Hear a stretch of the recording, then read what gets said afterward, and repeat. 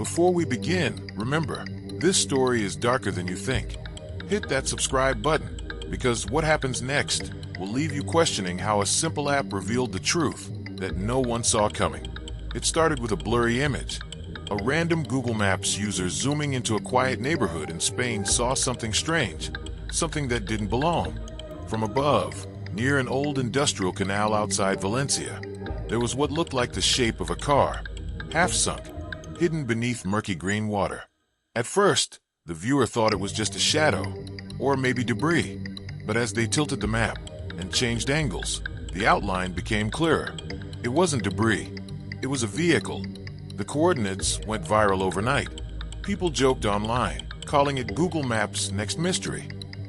But within hours, a local police unit arrived at the scene. They brought in divers, unsure if they'd find anything at all.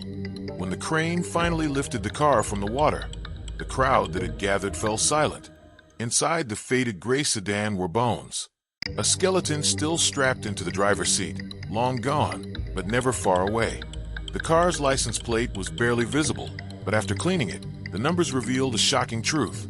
It had been registered to a man named Daniel Romero, who had gone missing back in 2006. For nearly 20 years, his family had no answers. Police had labeled him a runaway after he'd failed to come home one rainy night, leaving behind his wife, Sofia, and their 7-year-old daughter. Detective Isabel Torres, one of Valencia's most experienced investigators, was called out of retirement when she saw the headline. Daniel's case had been hers. The discovery hit her hard. She remembered the day the report came in, Sofia crying, saying Daniel was a good man, that he'd never just leave.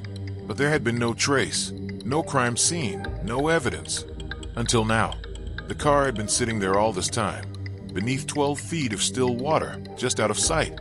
And what's worse, someone had to have known it was there. As the car was examined, technicians noticed the driver's window had been smashed from the outside. That ruled out a simple accident. Then came another clue, a deep dent on the back bumper, as if the car had been rammed before plunging in. Someone had forced Daniel off the road.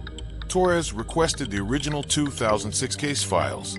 She spread them across her old desk in the precinct's archive room, dust floating through the fluorescent light. Back then, witnesses said Daniel was last seen leaving a bar late at night after an argument with a close friend and business partner, Miguel Alvarez. They ran a small import company together, but financial trouble had been building. The autopsy results came back within days. Blunt force trauma before drowning.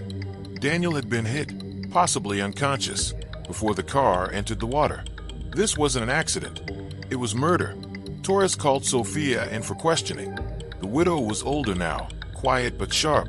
She admitted that Daniel had recently found out about something shady Miguel was doing, importing stolen electronics under fake manifests. Daniel had planned to go to the police, but before he could, he disappeared. The pieces were starting to connect, but Miguel was long gone. He'd moved to northern Spain years ago, opened a new company, and lived like nothing had ever happened. Then, in a chilling twist, the forensic team discovered something inside the car Daniel was found in. A second mobile phone hidden beneath the seat, sealed in a plastic bag. When the data was recovered, the last text sent from Daniel's number was to Miguel. It read, "Meet me at the canal. We need to talk." Torres stared at the screen. Her gut told her the message wasn't sent by Daniel, it was bait.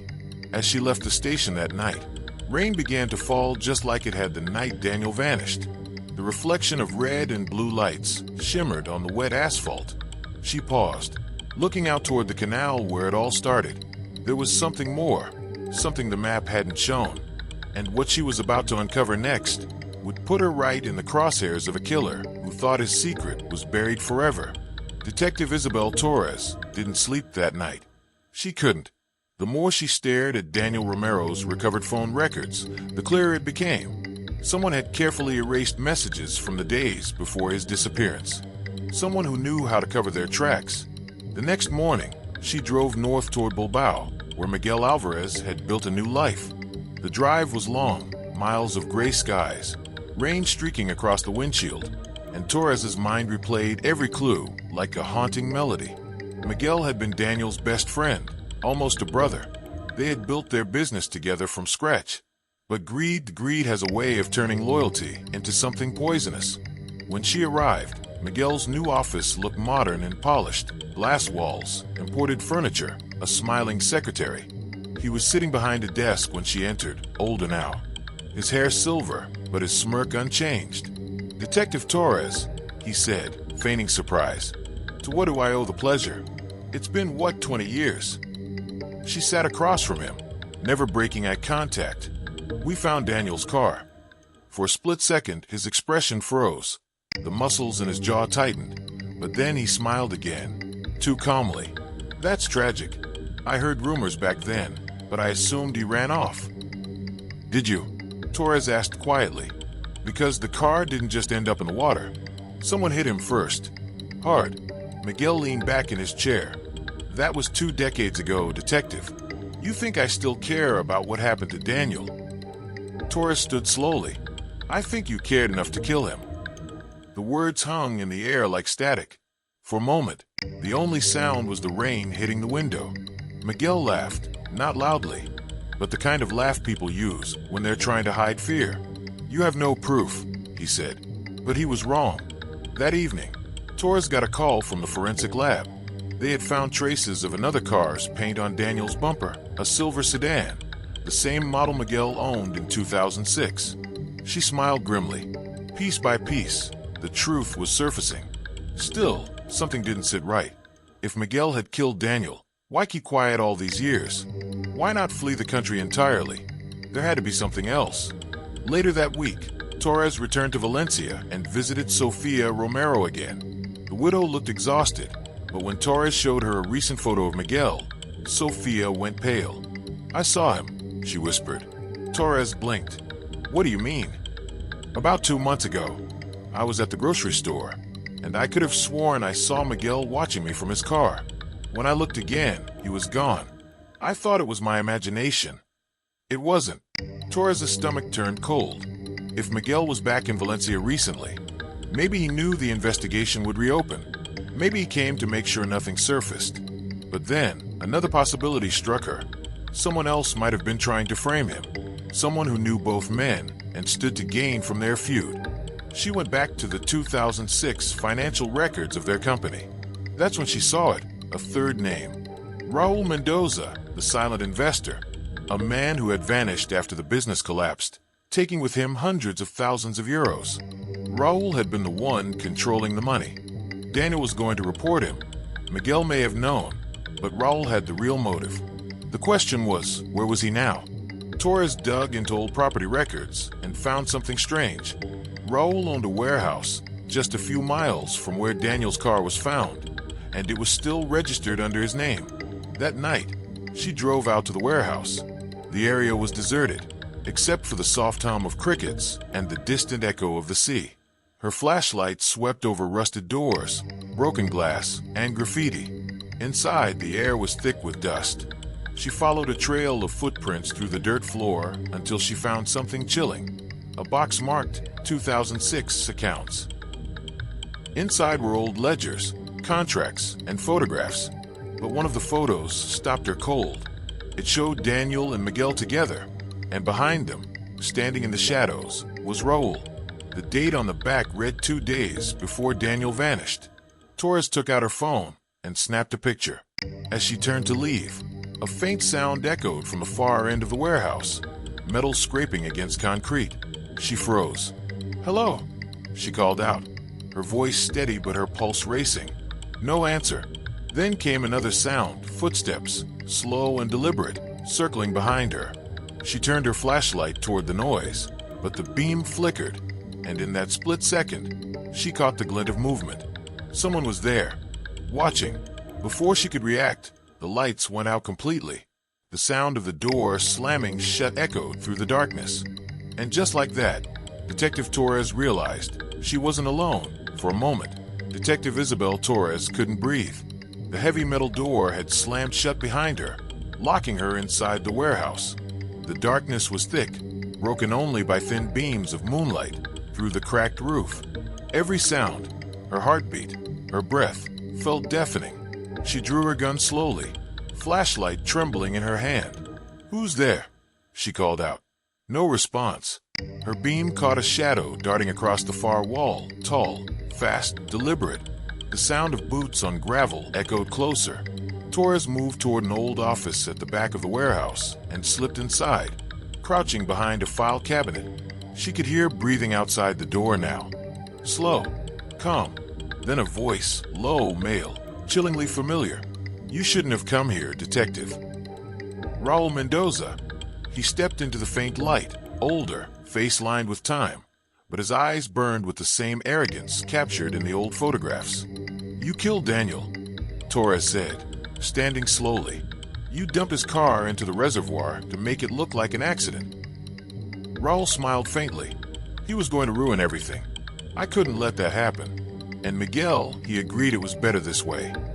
Torres froze. "Miguel helped you?" Raul shrugged. He didn't have the stomach for it, but he didn't stop me either. We both knew Daniel would talk. The words hit her like ice. So it was both of them, one with greed, the other with fear. Raul moved closer, raising a crowbar. "You've already seen too much. No one was supposed to find that car." Torres's mind raced. She spotted her chance, a broken window behind him, the faint blue glow of the moon outlining his silhouette. She lunged sideways, just as he swung the crowbar. It smashed against the wall, sending sparks of pain through her arm as she fired a warning shot into the air. Raul stumbled back, cursing, and Torres ran for the door. She slammed her shoulder against it, once, twice, until the rusted lock broke. She burst outside into the night, gasping for air, running toward her car parked down the road. But when she got in and started the engine, something caught her eye. The phone on the passenger seat buzzing. A notification from Google Maps. Her phone had automatically saved her location history, mapping the route to the warehouse. And there, in the timeline, was another strange location marker, a place she hadn't visited. Lago Viejo, restricted zone. Her heart pounded. That was the name of the old lake, where Daniel's car was found. And the marker wasn't from today. It was from 2 months ago. Raul had been there. Recently. She grabbed her phone and drove straight to headquarters. The digital evidence from her Google Maps history was enough for a warrant. By dawn, police units surrounded Raul's house. They found his computer filled with encrypted files, but the real evidence came from Google Earth. In one satellite image taken months earlier, before the lake cleanup, a faint rectangular shape could be seen beneath the water. Daniel's car, the one Raul thought no one would ever find. That accidental satellite photo became the key. When confronted, Raul refused to speak. But Miguel, shaken by the arrest, finally broke down. He confessed that he'd helped cover up the crime, terrified that Raul would kill him too if he didn't comply. Daniel had discovered that Raul was embezzling money from their business. One night, Raul lured him to the warehouse under the pretense of fixing an accounting issue. A fight broke out, and Raul struck Daniel with a tire iron. Miguel helped dispose of the car, then fled, leaving the truth buried under years of silence. The courtroom was silent when the verdict was read. Raul Mendoza was sentenced to life in prison. Miguel received 10 years for obstruction of justice.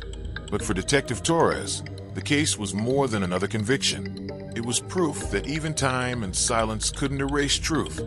Not when technology remembers what people want to forget. Months later, standing by the now empty reservoir, she opened her phone and scrolled through the Google Maps timeline again. The red pins told a story, not just of roads and coordinates, but of lives crossed, broken, and finally brought to light. As she looked out across the calm water, she whispered to herself, "Even the earth has eyes." And for a long moment, the world was still, blue light reflecting off the surface where a secret had once slept. If you think this story was chilling, you're not ready for what comes next. Hit subscribe, and remember, the truth always leaves a trace.